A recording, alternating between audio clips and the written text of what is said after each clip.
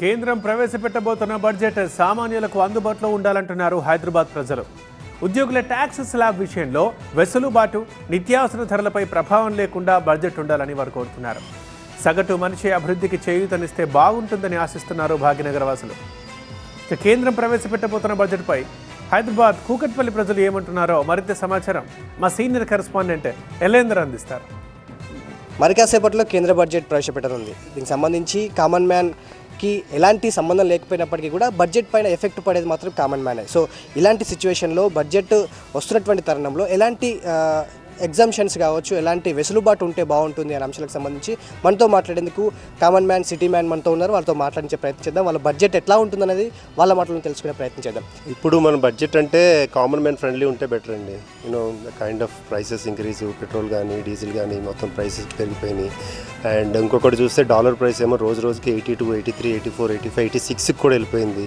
So అది కొంచెం inflation levels అవి చూసుకుని డాలర్ ప్రైస్ తగ్గేలా చేసుకుంటే కనుక మనకు బాగుంటుంది. అట్ ద సేమ్ టైం మన స్టాక్ మార్కెట్ కూడా చాలా వాలటైల్ ఉంది. మాకు ఒకేసారి బూస్ట్ అవుతుంది, ఒకేసారి డౌన్ అవుతుంది. సో ఆల్ దీస్ రెగ్యులేషన్స్ కొంచెం జాగ్రత్తగా తీసుకుంటే బాగుంటుంది. At the same time home loans తీసుకునే వాళ్ళు కూడా ఇంట్రెస్ట్ రేటు ఈ మధ్యన కొంచెం పెరిగింది ఆర్బీఐ రెగ్యులేషన్ ప్రకారం. సో ఇంట్రెస్ట్ రేట్స్ కూడా కొంచెం రెగ్యులరైజ్ చేస్తే కనుక common men, middle class, upper middle class వీళ్ళందరూ కొంచెం ప్రాపర్టీస్ ఎక్వైర్ చేసుకోవడానికి కానీ దానికి కానీ చాలా ఇదిగా ఉంటుంది. ప్రతి సంవత్సరం ఎదురు చూస్తున్నట్లే నిర్మలా సీతారామన్ గారు బడ్జెట్లో ఏం చెప్తారనేది చాలా ఆతృతతో ఎదురు చూస్తూ ఉంటాం. మెయిన్గా మాలాంటి శాలరీడ్ ఎంప్లాయీస్కి slab rates, income tax slab rates తగ్గిస్తారు అని ఎదురు చూస్తూ ఉంటాం. మా ఎంప్లాయీస్కి ఏంటంటే మేము ఒక పక్కన ట్యాక్స్లు పే చేస్తాం, మళ్ళీ ప్రతి వస్తువు మీద జీఎస్టీ పే చేస్తాం, విచ్ ఇస్ 18%.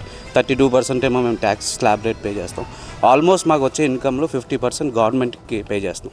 బట్ ఇంకోటి ఏంటంటే ట్యాక్స్ పే చేయడంలో తప్పలేదు, కానీ ఆ ట్యాక్స్ని ప్రాపర్గా ఉపయోగిస్తున్నారా ఫెసిలిటీస్కి, ఇన్ఫ్రాస్ట్రక్చర్ డెవలప్మెంట్ మీద ఫోకస్ చేయాలి. అండ్ ప్రతి బడ్జెట్ కూడా ఎలక్షన్ ఓరియంటెడ్గా, ఎలక్షన్ తాయిలాల కింద ఉంటుంది. అలా కాకుండా సంక్షేమం, అభివృద్ధి, ఇన్ఫ్రాస్ట్రక్చర్ ఇవన్నీ సమపాలుగా బడ్జెట్ ఉంటే కామన్ మ్యాన్కి ఉపయోగపడుతుంది. అందరికీ కామన్ మ్యాన్ ఎవరికైనా కూడా అందరికీ కామన్గా మెయిన్ కావాల్సినవి ఏంటంటే వైద్య, విద్య అండ్ రోడ్లు, నిత్యావసర వస్తువులు. ఇవన్నీ అందరికీ రోజు అవసరమైనటువంటి విషయాలు.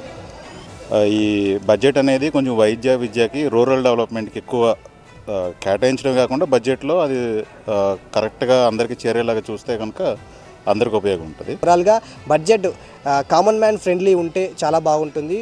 ఎలక్షన్స్ కోసమో, రాజకీయాల కోసమో బడ్జెట్ పెట్టకుండా కామన్ మ్యాన్కి ఉపయోగపడే విధంగా బడ్జెట్ ప్రవేశపెడితే అందరికీ ఉపయోగపడే విధంగా ఉంటుంది అనేది కామన్ మ్యాన్ యొక్క మనసులో మాట. వీడియో జర్నలిస్ట్ శివకుమార్తో ఎలేందర్ రెడ్డి, TV9 హైదరాబాద్.